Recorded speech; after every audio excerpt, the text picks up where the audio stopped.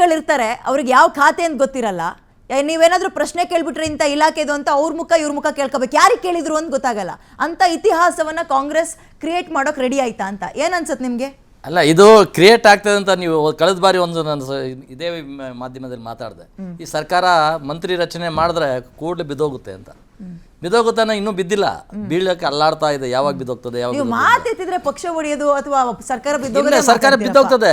ಕಾರಣ ಯಾಕಂದ್ರೆ ಇವತ್ತು ಅದ್ರ ಹಿಂದೆ ಇರ್ತಕ್ಕಂಥ ಸಿದ್ದರಾಮಯ್ಯನವರು ಈ ಆಟ ಆಡ್ತಾ ಇರೋದ್ರಲ್ಲ. ಸಿದ್ದರಾಮಯ್ಯನವರು ಮಂತ್ರಿಗಳ ರಚನೆ ಮಾಡುವಾಗ ಅದನ್ನ ತಂದಂತ ಒಂದು ವಾಯ್ಸು ಅವ್ರದೇನೆ. ಅದಾದ್ಮೇಲೆ ಅವ್ರ ವಾಯ್ಸ್ ಅಂದ್ರೆ ಅವರೇ ವಾಯ್ಸ್ ಅಂತಂದ್ರೆ ಅವ್ರು ಮಾತಾಡಲ್ಲ, ಮೌನನೇ ಮಾತಾಡ್ಸುತ್ತೆ. ಇವತ್ತು ಎಲ್ಲರನ್ನೂ ಚೂ ಬಿಟ್ಟಿದ್ದಾರೆ. ಇರೋ ಸರ್ಕಾರ ಬೀಳ್ಸೋಣ, ನಂದು ಒಂದು ಕಣ್ಣು ಹೋದ್ರೂ ಪರವಾಗಿಲ್ಲ, ಆ ಡಿ ಕೆ ಎರಡು ಹೋಗ್ಬೇಕು, ಅವ್ನು ಆಡೋ ನೋಟ ನೋಡ್ರು ಹೆಂಗ್ ಆಡ್ತಾನೆ, ಅವ್ನ ಬಾಡಿ ಲ್ಯಾಂಗ್ವೇಜ್ ಹೆಂಗಿದೆ ಅಂತ ಹೇಳೋರು ಯಾರು ಹಿಂದ್ಗಡೆ? ಅಂತ ಆಡಿಯೋ ಏನಾದ್ರು ಬಿಜೆಪಿಗೆ ಸಿಕ್ಕಿದ್ರೆ ಬಿಡಿಯಲ್ಲ. ಇಲ್ಲ, ಬಿಜೆಪಿ ಸಿಗಲ್ಲ.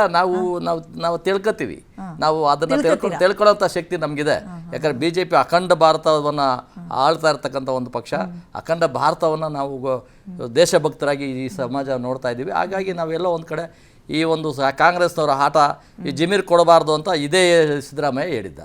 ಜಮೀರ್ ಸಿಕ್ತು, ಇನ್ನು ಉಳಿದ ಮುಸಲ್ಮಾನ್ ನಾಯಕರು ಸುಮ್ಮನೆ ಬಿಡ್ತಾರಾ? ಅವರು ಸುಮ್ಮನೆ ಬಿಡಲ್ಲ. ಹೆಣ್ಣು ಮಕ್ಕಳು ಪರ ನಾವು ಅಂತಾರೆ. ಹೆಣ್ಣು ಮಕ್ಕಳಿಗೆ ಪಾಪ ಅಲ್ಲಿ ಮಂತ್ರಿ ಸ್ಥಾನ ಕೊಡಲಿಲ್ಲ. ಇದೆಲ್ಲ ನೋಡ್ತಾ ಇದ್ರೆ ಏನು ಅನ್ಸುತ್ತೆ? ಇದೆಲ್ಲ ಸಿದ್ದರಾಮಯ್ಯನವರ ಒಡಕಿನ ಕಥೆಯನ್ನ ಮಾಡ್ತದೆ. ಆಮೇಲೆ ನಮ್ಮ ಡಿ ಕೆ ಶಿವಕುಮಾರ್ ಯಾರಾದರೂ ರಾಜೀನಾಮೆ ಕೊಟ್ಟರೆ 2 ನಿಮಿಷದಲ್ಲಿ ನಾನು ಅಕ್ಸೆಪ್ಟ್ ಮಾಡ್ತೀನಿ. ಅರಪ್ಪ, ಅದು ಗಟ್ಟಿತನ.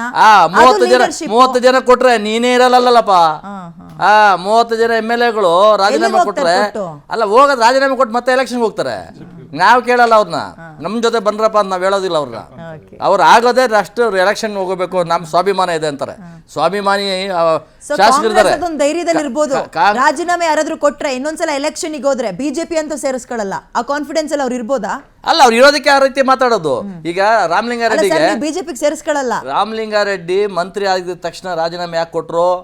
ನನಗೆ ಖಾತೆ ಸರಿಯಿಲ್ಲ ಅಂತ. ಅದೇನು ಕಡಿಮೆ ಖಾತೆ ಅಲ್ಲ, ಅದು ದೊಡ್ಡ ಖಾತೆ. ನೀರಾವರಿ ಖಾತೆ ಅಂದ್ರೆ ದೊಡ್ಡ ಕೋಟ್ಯಾಂತರ ರೂಪಾಯಿ ದುಡ್ಡಿರೋ ಖಾತೆ, ಬಹಳ ಚೆನ್ನಾಗಿ ನಡೀತದಲ್ಲಿ, ನೀರು ಹರಿದಂಗೆ ಹರಿತದೆ.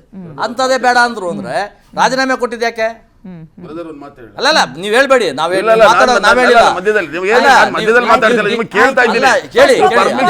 ಪರ್ಮಿಷನ್ ಕೊಟ್ಟರೆ ಕೇಳ್ತೀನಿ ಅಷ್ಟೇ.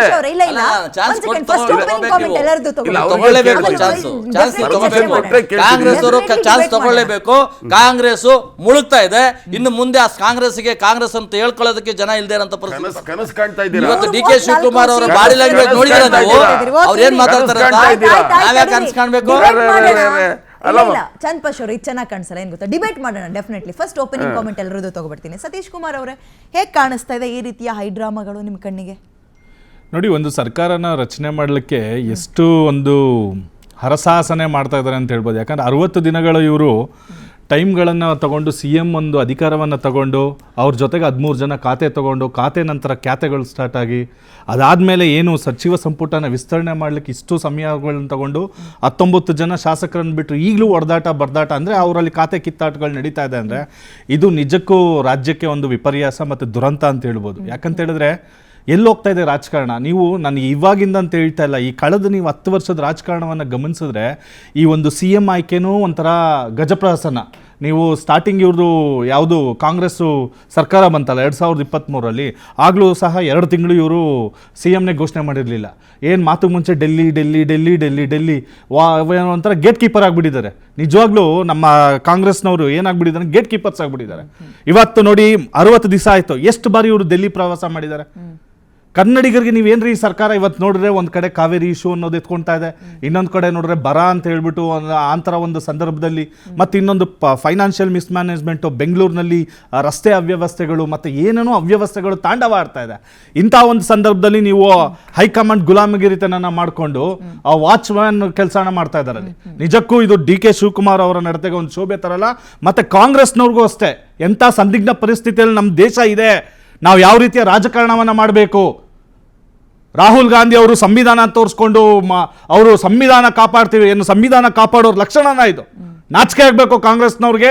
ಮತ್ತೆ ಅಲ್ಲಿ ಕಿತ್ತಾಡ್ತಾ ಇದಾರಲ್ಲ ಅವ್ರಿಗೆ, ಯಾಕಂದ್ರೆ ಒಂದು ಸೀನಿಯಾರಿಟಿ ಇಲ್ಲ, ಒಂದಿದಿಲ್ಲ. ಏನು ಈ ಥರ ಹೋದ್ರೆ ನಾಳೆ ಈ ಸರ್ಕಾರ ಬಂದರೂ ಅಷ್ಟೇ, ನೆಕ್ಸ್ಟ್ BJP ಬಂದರೂ ಅಷ್ಟೇ, ಜನಗಳಿಗೆ ನೀವು ಖಾತೆ ಹಂಚಿಕೆ ಮಾಡೋದಕ್ಕೆ 3 ತಿಂಗಳು ಕೂತ್ಕೋತೀರಾ ಅಂತ ಹೇಳಿದ್ರೆ ಇದು ಕನ್ನಡಿಗರ ದುರಂತ ಆಗ್ತದೆ.